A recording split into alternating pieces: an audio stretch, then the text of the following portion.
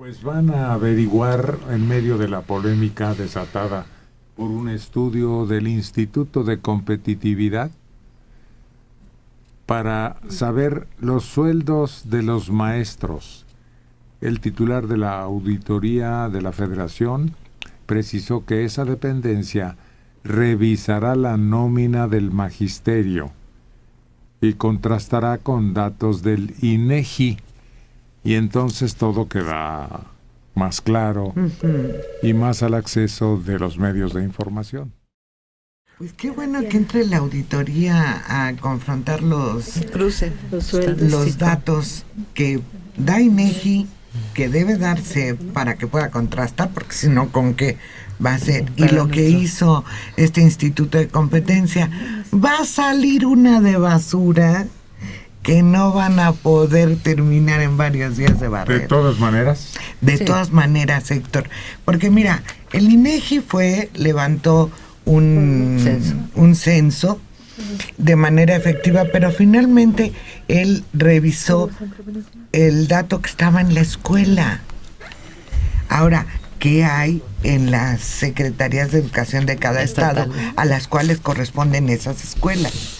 El Instituto de la Competitividad pidió una serie de datos, pero no pudo comparar esto con esto ni con esto. Entonces, ahora la auditoría tiene obligación de contrastar todos los datos y va a salir una de basura Ningún que dato, no se imagina. Ningún dato es confiable si no hay un parámetro de contraste. Y esto se maneja estadísticamente.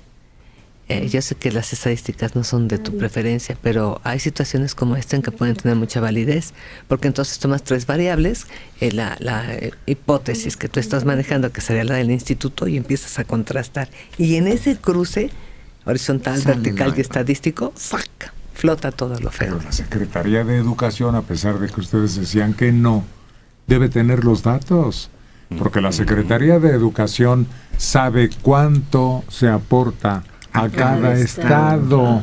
Sí, y tiene... Y el INEGI comprueba cuántos maestros efectivamente están al frente de grupos, cuántas escuelas existen. Comisionados en institutos de estudios superiores. Ese ya corresponde al sindicato, comisionados. Pero el presupuesto sigue derogándose de parte del original que se manda al Estado. Y no siempre los comisionados compete exclusivamente al sindicato, sin previa autorización de las autoridades de SEP. Ninguna comisión se da. El sindicato propone y generalmente SEP autoriza, pero SEP sabe dónde está su gente. Como quiera que sea, fue una cochinada. Y el Instituto Mexicano de la Competitividad no inventó los datos. Ahí estaban. Si había un maestro que cobró 600,000 pesos. Si hay una escuela que cuesta 85,000 y tiene un alumno. Que los maestros de ahí estén comisionados en otro lado. Bueno, pues es la porquería del sistema que tienen.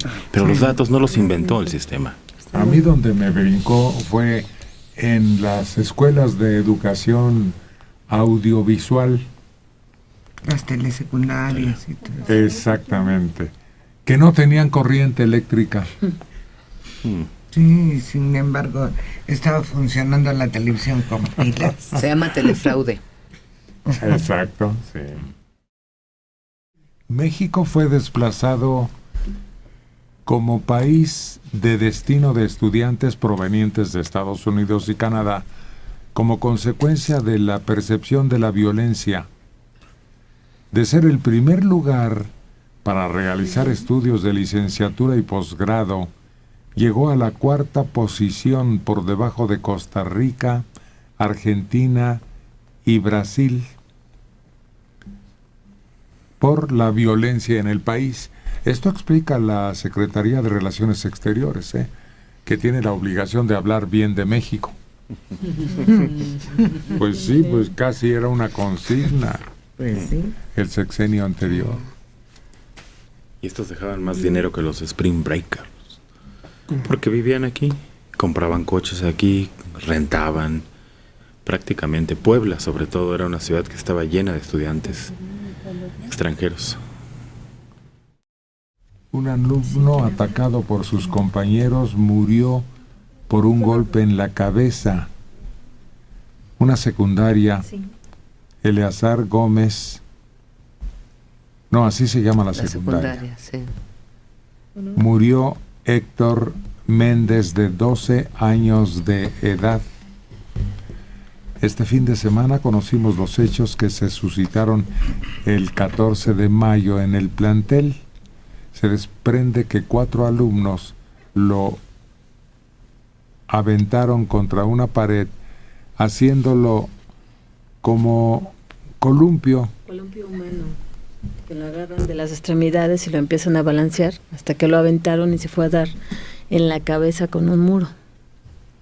Pues están diciendo que fue un juego, pero el caso es que estuvo grave. El supervisor de la escuela acudió al hospital. La madre desesperada le dice: ayúdeme, vea esto, pare esto. Y el supervisor solo contesta: ay señora, así son los juegos de los niños, así se llevan pesadito. Es lo que responde. Es que fue un accidente, que ahora le dan mucho bullying y que no sé. Fue un accidente. Así se llevan los niños, es verdad. Pero ahí lo que faltó es que tenían que tener una supervisión. Gracias. Porque parece que la maestra estaba cerca, o por lo menos debía estar al pendiente. Pero lo cierto es que fue un accidente. No fue un accidente. Desde ningún punto de vista. La maestra estaba en el aula, estaba revisando cuadernos. El niño tenía un físico totalmente en desventaja con sus compañeros.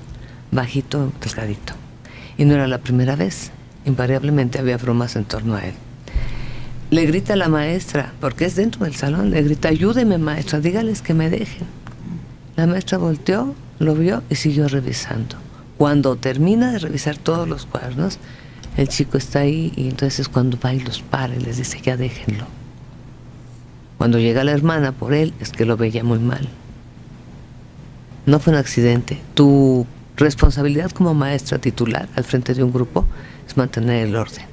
Y si se llevan pesadito, que sea a la hora del recreo. Y si yo estoy, no se llevan pesadito, porque hay vigilancia a la hora del recreo. Y si se llevan pesadito afuera de las secundarias, hay vigilancia ahorita sobre vigilancia policíaca por la venta de drogas. No fue un accidente, fue un descuido garrafal de parte de las autoridades y esto es una práctica común.